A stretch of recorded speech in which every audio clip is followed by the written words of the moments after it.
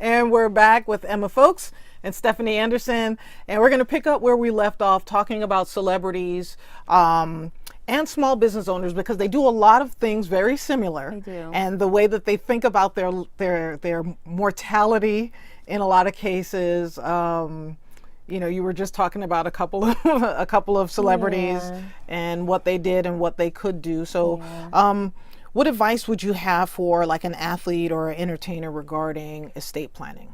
Well, have a plan. That's the biggest thing. So unfortunately, Prince was one of the latest examples of not having a plan. And so just make sure you actually have an estate plan. I know it's a very difficult thing to talk about, but just make sure you've thought about that. And the other thing is, for celebrities, for athletes, we're talking about estates where there could potentially be tax implications if there is no plan.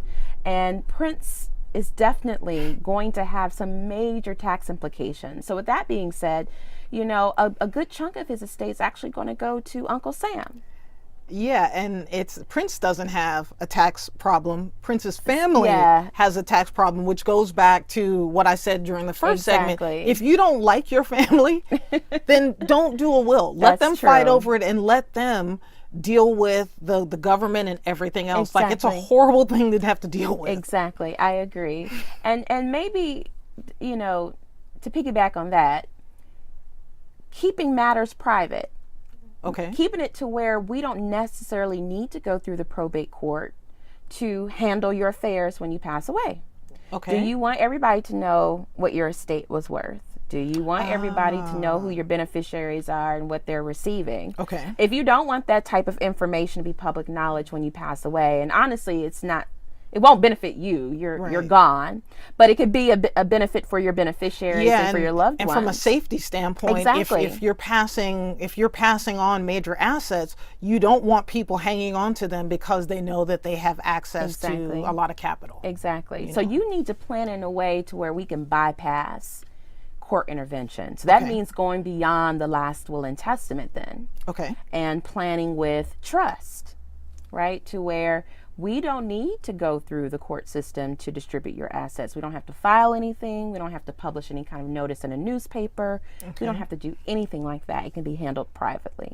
I like that. Yeah. I like the private. Now, what about small business owners? What advice do you have for small business owners regarding estate planning? I've got 50 million things to say. Yeah. I'm curious of what you think about this.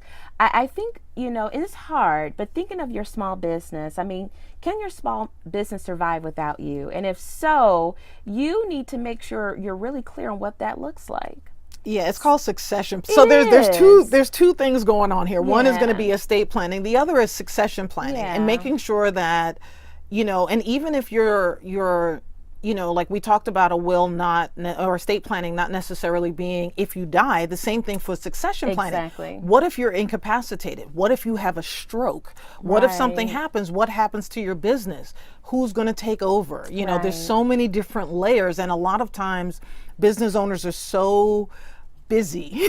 They're so busy, and they're so busy that they don't take the time to stop and think about putting the right things in place. I agree. And if you have partners, and I know you can help with this. Yeah. If let's say you're not a sole business owner, you're not by yourself, you've actually got partners.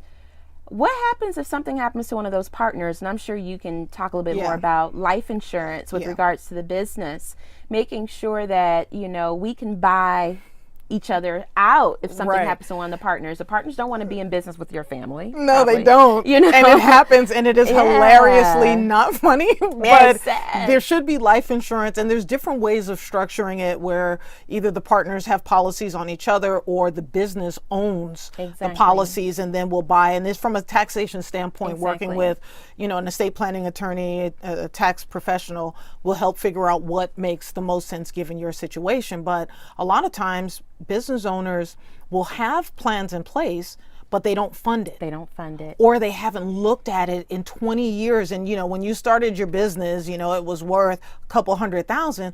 Well, now you're dealing with a multi-million-dollar, business. Yeah. Now what? So it not taking care and not doing the proper planning has caused more problems by far than, And you can't just think your kids want to take over the business, because that's and not updating the plan as things change. Yes. So putting the plan in place and just putting it in your drawer is not going to work. You need to update this plan, review this plan, just like you would do with any other aspects of your finances. Right. You need to just make sure that any changes in your life are reflected in the plan that you currently have. Right. And then also on the succession planning side, the definition should be clearly defined. A lot of times I'll look at people's plans, and it will say, in the event of disability. Well, there's many levels to being disabled. Some people can be disabled and their brains still function. They can still use their hands and type. You can still work. You're not disabled. Right. And then there's the total incapacitated. So just defining what those different levels of disability are, et cetera, et cetera. Exactly. So the biggest thing that you should take away from this: review your documents. Have someone review your documents. Don't set it and forget it. Don't do that. Forget it. And we'll be back right after this. We're going to talk about oh my gosh, I forgot.